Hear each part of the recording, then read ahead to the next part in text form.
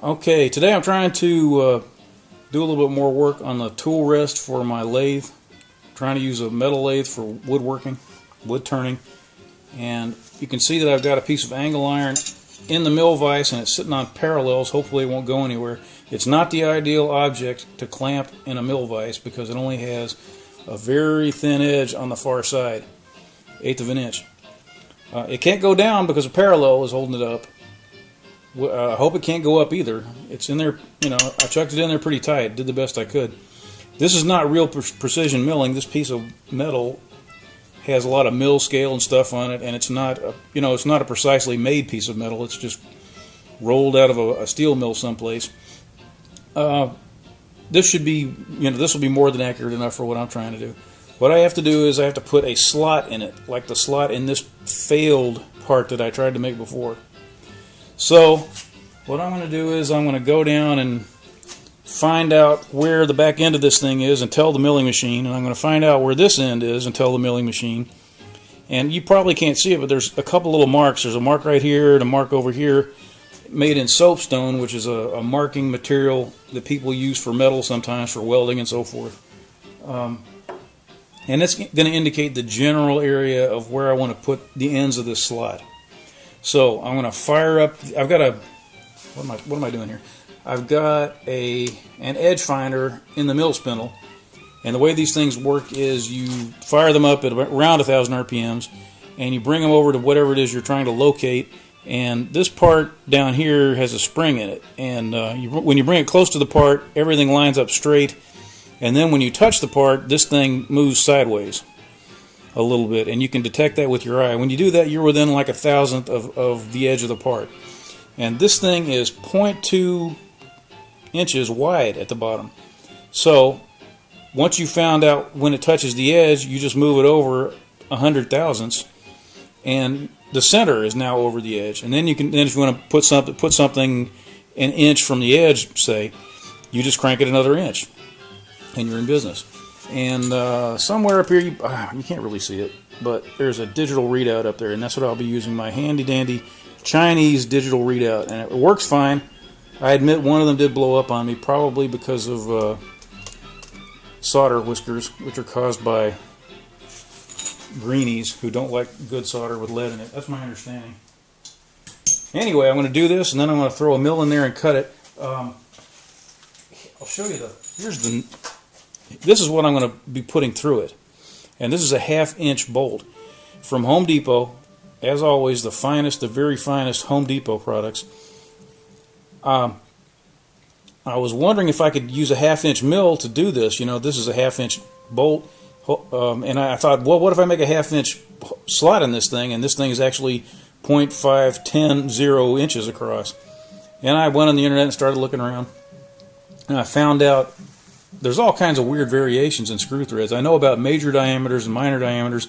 There's also something called the pitch diameter or effective diameter. And if you have something like this, and not all of it is threaded, like you have part that's just a cylinder, generally what you got is a part that has had threads put into it by rolling. They roll it between some kind of cutters, and it pushes the threads up. So it's not like cutting the metal out with a lathe. And when you do that, you can have a shank that's thicker than the threads. So I was worried about that. I thought, well, I'm going to go to Home Depot, and I'm going to get this thing, and it's going to have a shank that's 0.53 inches or something, and then I'm going to have a problem because it won't fit through the slot made by a 1/2 inch cutter. But it turns out these things are about 0.495 inches. And the cutter that I have, I was worried that it might be a regrind or something where they screwed up, and maybe it's 0.490 in diameter, and then I'm going to have trouble. But it comes out pretty close. It comes out to about 0.495. I'm sorry. It comes out to about 0.502, and that's probably error in the calipers. So it's probably 5 thousandths bigger than this thing. We'll see. I'm just going to make one pass. I'm going to try to cut lightly because I don't like the way this thing is. I don't like putting parts like this in the mill. I don't think it's as safe as it could be. If you have a better idea, please let me know. So, a better idea that doesn't mean clamping it to the table, because I'm too lazy to do that. You probably noticed that I have a rotary table here. I always keep my rotary table on the mill unless I have some reason to take it off. Almost everything I mill is small, so I don't really need most of the milling table. So I don't have to have it free. And this thing's really heavy. This is my smaller rotary table. The big one is a 10-inch, and this is an 8-inch. You'll notice it's got an 8-inch chuck on it, and usually they have a 6-inch chuck. And I machined some special T-nuts to go into it that allowed me to use an 8-inch chuck on this, and I think that's great because it gives me a bigger chuck. Anyway, I really don't have to have the whole table clear all the time, and it's a great convenience not to have to take the vise off and not to have to take this heavy rotary table off. So if I ever do have to take it off, well, I can do that, but it's there 90% of the time. The big problem that I have with it is the chips fly on it, and sometimes I keep it covered with aluminum foil or something to keep the chips off of it, but I've been kind of lazy lately, so it's pretty nasty right now. I've had people say, well, if you do that, it's going to bend the table. But the best machinist I know says that's a lot of nonsense. He says if you have a bend in your table, it means the table wasn't made correctly.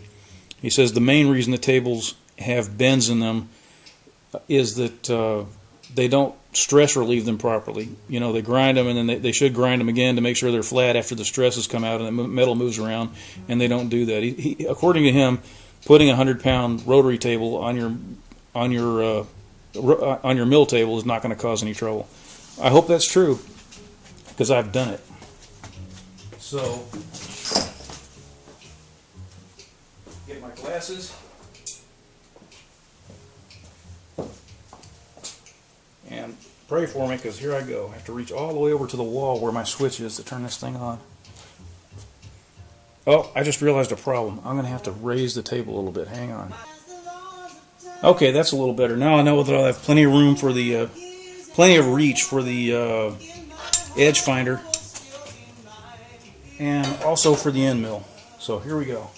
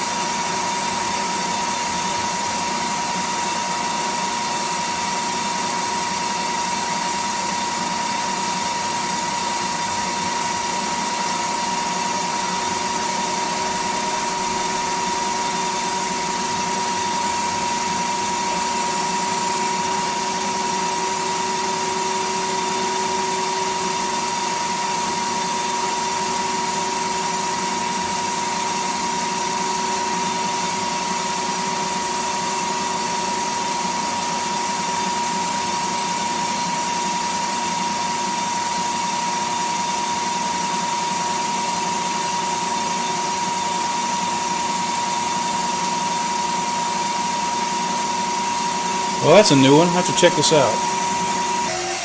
Wrong speed. I said I don't know anything.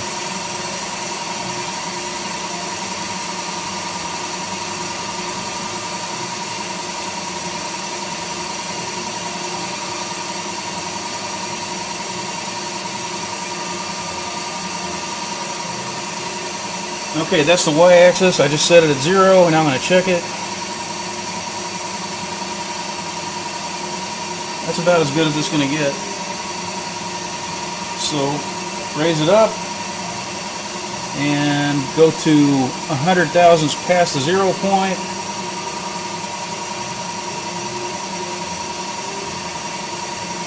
Zero it again, and that's the back edge of this thing.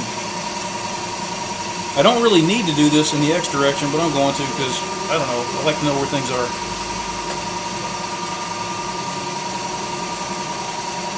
I don't know how precise that cut. One end of this thing is milled, and the other one, I don't really remember. It may not be precise, but it's pretty close.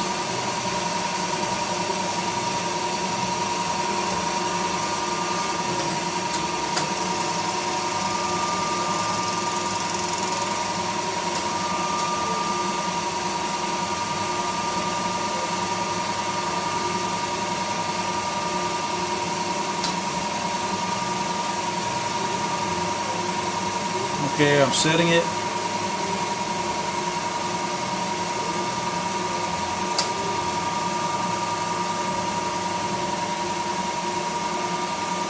That's about as good as it's going to get. And then I'll move it back to 100 thousandths.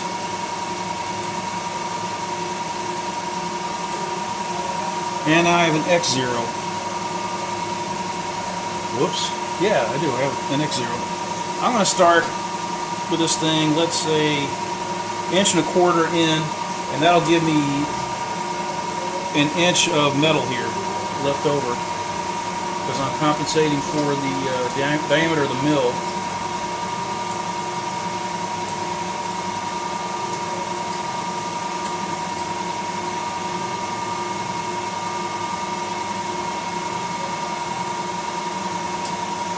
And I think I'll let that be my X0 point, so I'll zero it again.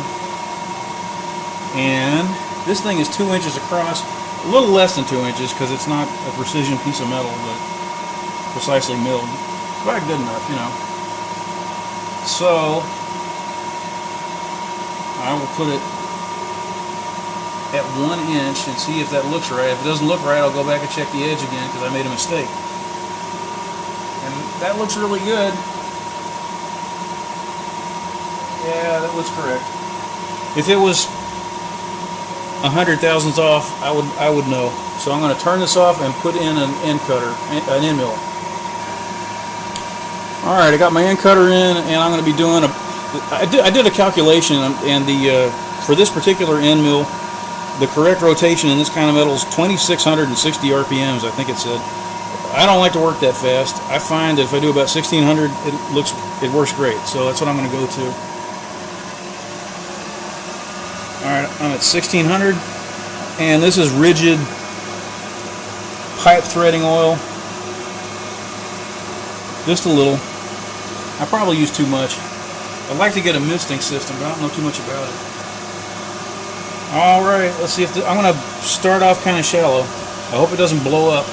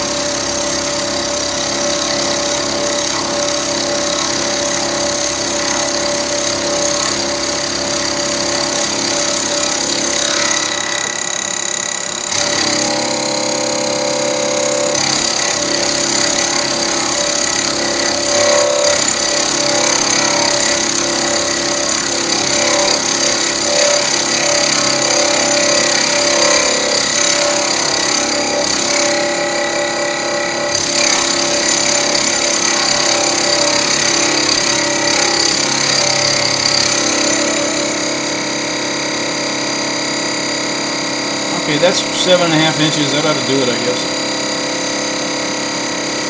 Nothing jumped around. It did make some interesting noises.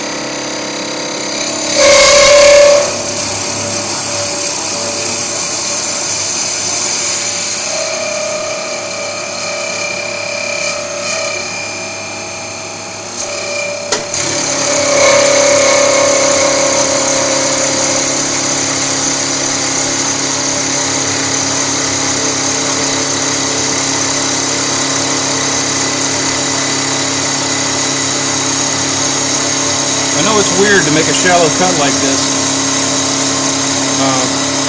I just don't trust, this thing is like almost like sheet metal. I just don't trust it in a milling vise.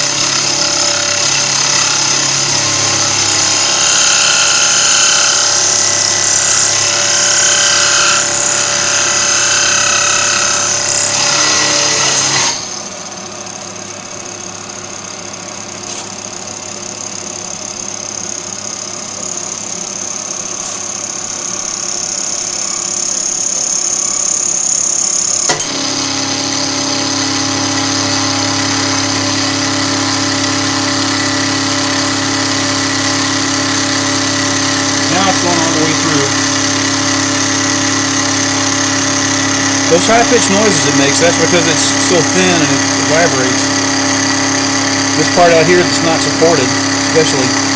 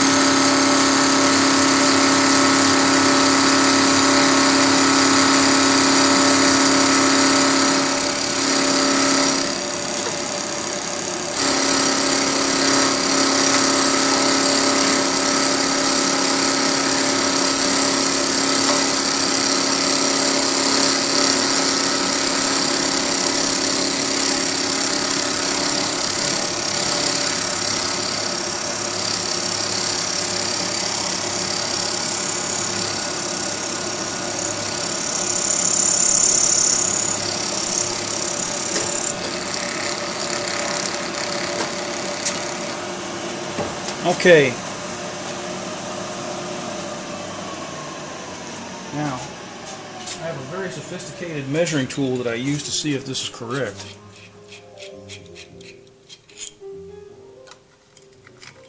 It works. Would you look at that? Well, it's getting stuck on some swarf here, but it does work. Happiest man who ever lived. Finally done. So, I guess the next thing I do, I'll be drilling a hole, trying to find a way to get this thing here through the clamp. So, very happy. Life is great. Thanks for watching.